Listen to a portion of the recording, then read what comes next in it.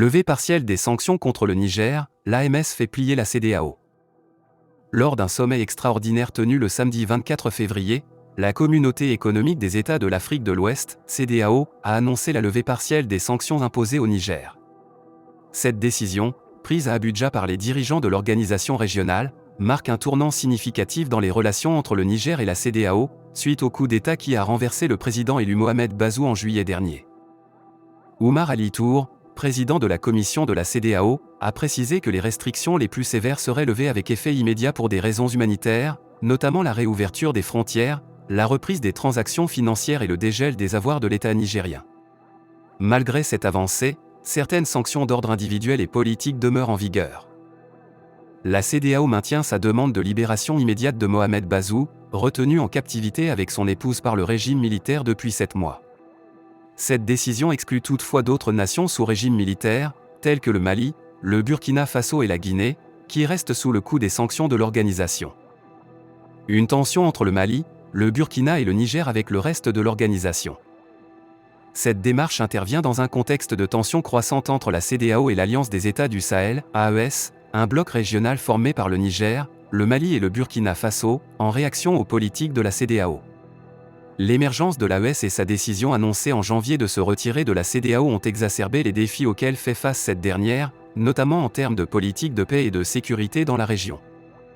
Le président nigérien, Bola Ahmed Tinubu, actuel président de la CEDEAO, a souligné la nécessité de repenser l'approche de l'organisation envers le retour de l'ordre constitutionnel dans ces pays. La levée partielle des sanctions contre le Niger par la CEDEAO pourrait être interprétée comme un geste de conciliation envers les pays de l'Alliance des États du Sahel, dans un effort pour apaiser les tensions et encourager la stabilité régionale. Ce développement survient après que la CEDEAO a offert une aide financière de 1,9 million de dollars à chaque pays de l'AES pour combattre le terrorisme, signe d'un possible changement de cap vers une stratégie plus coopérative et moins interventionniste.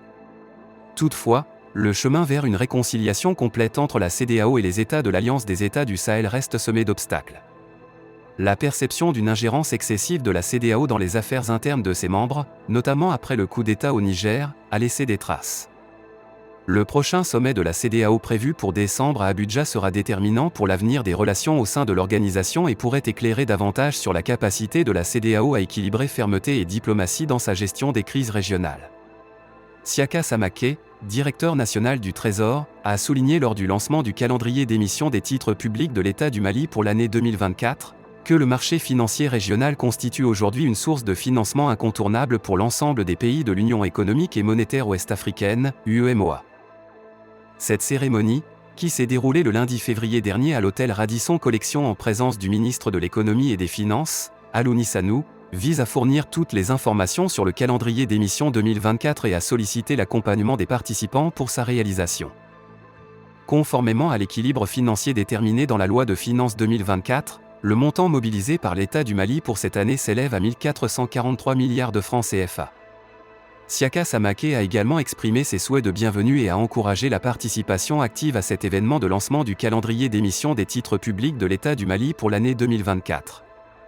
Je tiens à remercier messieurs les ministres qui ont bien voulu honorer cette cérémonie de leur présence malgré leurs agendas chargés.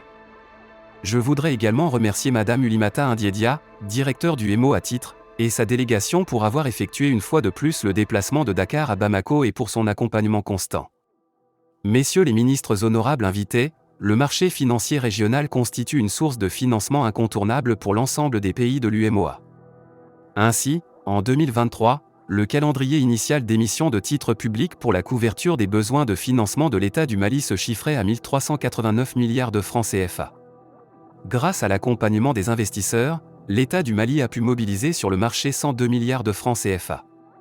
Ce résultat a été atteint à travers la réalisation de 26 émissions, dont 24 émissions par adjudication et 2 emprunts obligataires par appel public à l'épargne.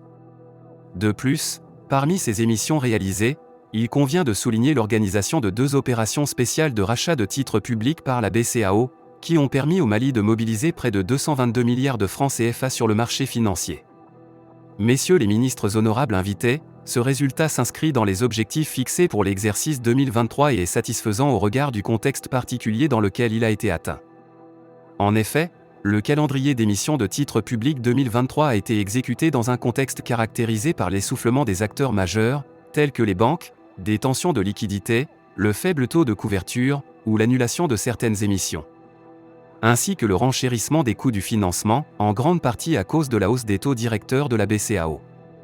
Dans un tel contexte, les résultats obtenus en 2023 confirment le partenariat fécond entre le Mali et les investisseurs, qui ont tenu leur promesse d'accompagner le Trésor public dans la mobilisation des ressources nécessaires à la couverture des besoins de financement de l'État. Soyez en remerciés. Cependant, le Trésor public déplore toujours, comme l'année dernière, une participation très timide de certaines banques à nos émissions en 2023.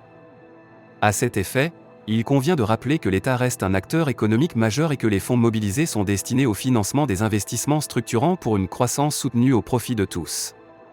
Je profite donc de l'occasion pour inviter l'ensemble des banques à participer aux émissions de titres publics du pays. Pour sa part, le Trésor public, conformément aux instructions de Monsieur le ministre de l'Économie et des Finances, continuera à préserver la qualité de la signature du Mali en assurant à bonne date le règlement du service de la dette de marché. À cet égard, notre système de gestion de trésorerie, malgré les différentes contraintes, nous permet d'honorer nos engagements sur tous les segments du marché financier régional. Chers partenaires, chers investisseurs, la cérémonie qui nous rassemble, à savoir le lancement du calendrier d'émission de titres publics pour l'année 2024, revêt une importance capitale.